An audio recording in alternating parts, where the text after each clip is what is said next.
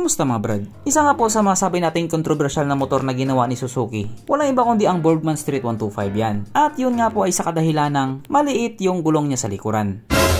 Pero totoo naman talaga yon. Maliit talaga yung gulong niya sa likuran. Pero hindi naman ibig sabihin nun, pangit na siya. Yung mga bashers na nagsasabi nun, pangit sila. Yes po, pangit silang mag-isip. Hindi naman siguro gagawin ng isang engineer yun without purpose. Kaso lang, mali lang yung bansa na pinagdalhan nilang ng motor. Alam nyo naman dito sa Pilipinas, karamihan sa mga tao, perfectionist. Pag may nakikita, puna ng puna, pero wala namang pambili. Ew.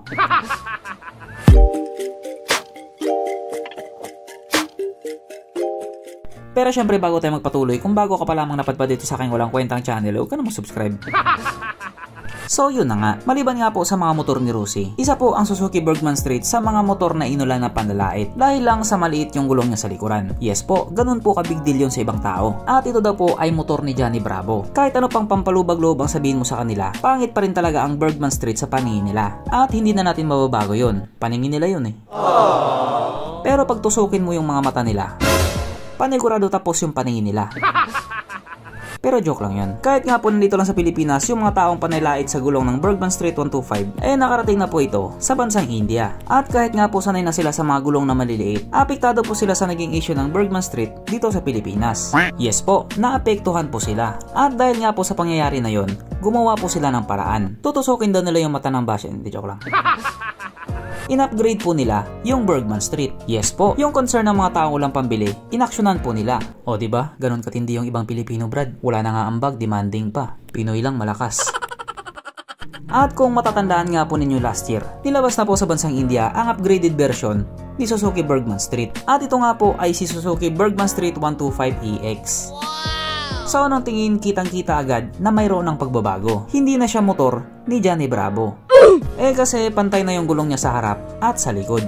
At dati nga po kung magbabasa kayo ng comment about sa Bergman Street 125, marami nagsasabi din na kung ginawang 12 inches lang sana yung gulong sa likuran, bibili daw sila.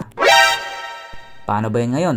Mukhang makakabili na kayo. Yes po, tama po ang inyong pagkakaintindi. Sapagkat ang Bergman Street 125EX ay nandito na sa Pilipinas. Paano masabi? Hindi po ako nagsabi. Sila po ang nagsabi. Ang aking mga pinagkakatiwalaang sources. Yes po, ayon nga po sa aking mga pinagkakatiwalaang sources, nandito nga daw sa Pilipinas ang Suzuki Bergman Street 125EX. Pero hindi pa nila alam kung kailan ito mag-out sa market. Kaya kung isa ka sa mga tao nagbabalak bumili ng Bergman Street 125, pag-isipan mo muna na mabuti. Go ka na ba sa 10 inches o doon ka sa 12 inches? Ano ba gusto mo? Ducks or Jutes?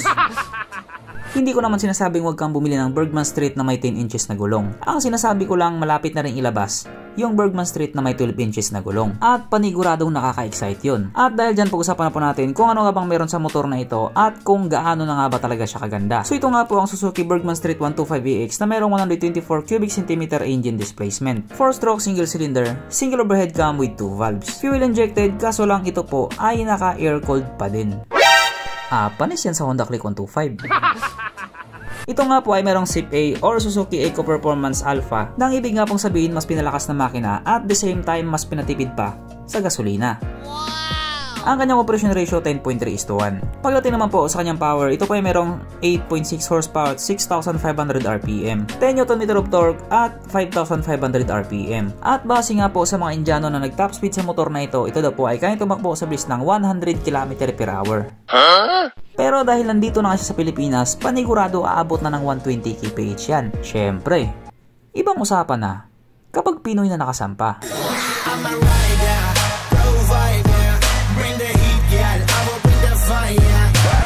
Ang kanyang tangke ay kayang magkarga ng 5.5 liters fuel tank capacity na kumukonsuma naman daw po ng 52.6 km per liter. So malinaw, matipid talaga siya. Ang sukat ng gulong 90x90x12 sa harap at 100x80x12 naman sa likuran. At paras po itong naka-tubeless. So malinaw na nga po na 12 inches na yung gulong niya sa likuran. Pantay na silang dalawa. Pagdating naman po sa kanyang braking system, ito po ay naka-disc brake sa harap at drum brake pa din po sa likuran. Wala man siyang ABS pero meron naman siyang CBS or combi brake system. Ang kanyang seat height ay may sa 780mm at 160mm naman ang kanyang ground clearance. At mapunta na nga po tayo sa iba pa niyang mga features. So ang headlight nga po sa motor na ito naka-LED na, maliban sa kanyang signal lights. Ang kanyang gauge panel syempre naka full digital pa din. At syempre present nga din po sa motor na ito ang walang kamatayang ISS or idling stop system. So sa 38,000 pagkakataon nga po, ulitin ko na naman to. Ito nga po ay mekanismo na kapag nakahinto ka sa isang traffic light at hindi mo pinihit yung silinyador sa loob ng 3 or 5 segundo, kusa nga pong mamamatay ang makina sa motor mo. At pihitin mo naman din siya pabalik, kusa na rin siyang aandar. At syempre present nga din po sa motor na ito ang kanyang USB charging port para kahit saan ka magpunta hindi ka na mangangamba na baka malobat yung cellphone mo. Kasi nga manonood ka pa ng Cornhub. At meron din po itong side stand kill switch. At nandito na nga po tayo sa exciting na part, ang kanyang mga suspension. So sa harapang bahagi nga po ito ay ginamitan ng ordinary telescopic. At sa likuran naman ito po ay gumagamit ng single shock absorber. Na yun nga po sa mga tao nakagamit sa motor na ito, maganda ang bounce.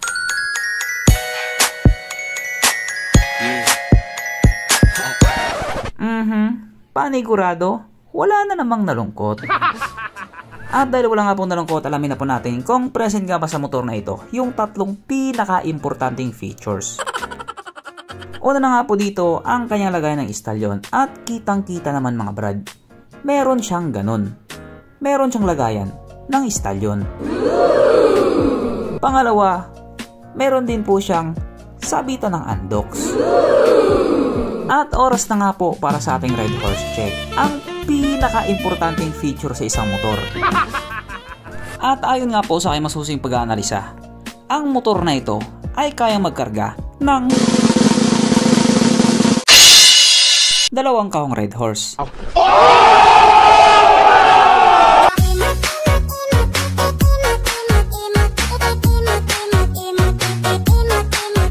So therefore ang motor na ito ay talagang highly recommended. At dahil nga po malapit na siyang ilabas, antayin na lamang po natin kung magkano yung magiging presyo niya at kung magkano magiging patong ng mga kamoting ahente. So hanggang dito na lang muna mga brad. Kung may gusto kong sabihin or gustong idagdag doon sa mga sinabi ko, mag-comment ka na lamang sa ibaba. At syempre katulad ng dati, hindi magtatapos ng video na ito na hindi sumisigaw ang nag-iisang hari ng shoutout. At alam niyo na kung sino yun.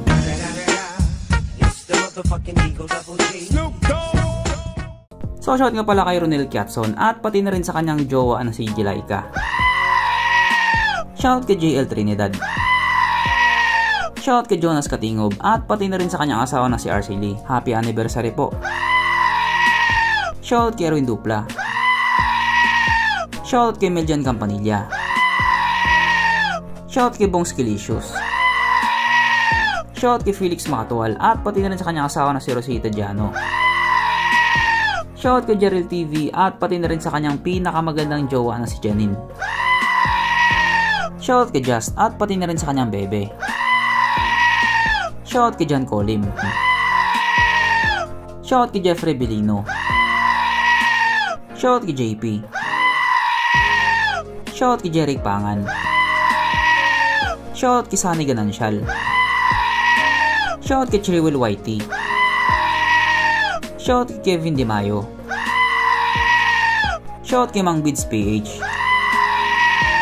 Shout kay Roland Fernandez. Shout kay RR Coy. Shout kay Kim Teves. Shout kay Kois EG. Shout kay NJ. Shout kay Genesis Lemosnero.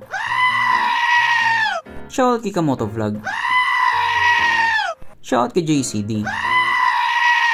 So hanggang dito na lang muna mga brad at muli ride safe, stay at home at stay safe at syempre, stay alive, bye.